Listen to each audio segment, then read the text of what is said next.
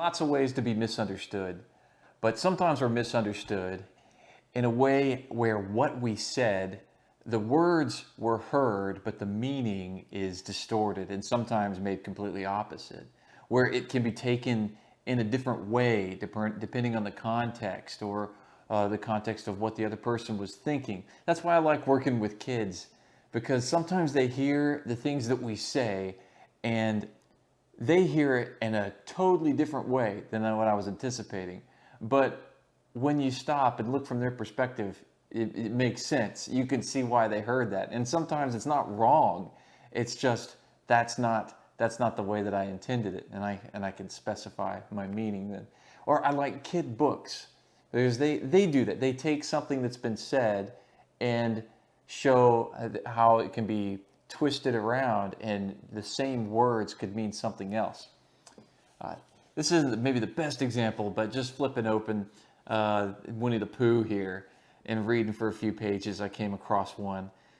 "Hello, Pooh," he said. "How's things going?" "Terribly sad," said Pooh, "because Eeyore, who is a friend of mine, has lost his tail, and he's moping about. So could you very kindly tell me how to find it for him?" "Well," said Owl, "the customary procedure in such cases is as follows." What does crustimony proceed cake mean?" said Pooh, "for I am a bear of very little brain, and long words bother me." "It means the thing to do." "As long as it means that, I don't mind," said Pooh humbly.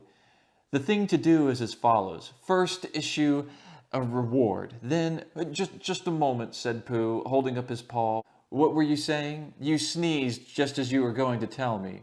"I didn't sneeze." "Yes, you did, Owl."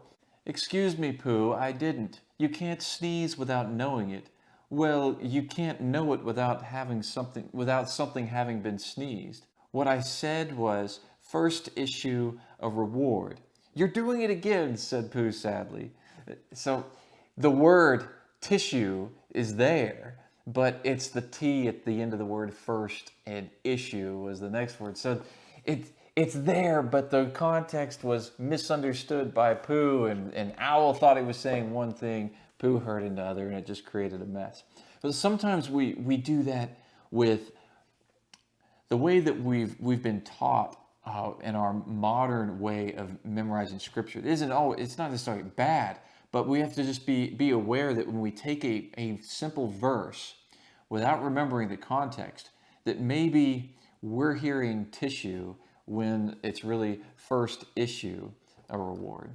So are there instances where we're taking a verse that we're taking to mean something, but in its proper context, it means something different, a little different, maybe completely different? And as an example, I want us to look at Jeremiah 29:11. And I'm going to read it here, and then we're going to go back and look at the context leading up to it and see if what you hear me say this time, and maybe what you're accustomed to hearing this verse mean, is the same thing as what we come to at the end.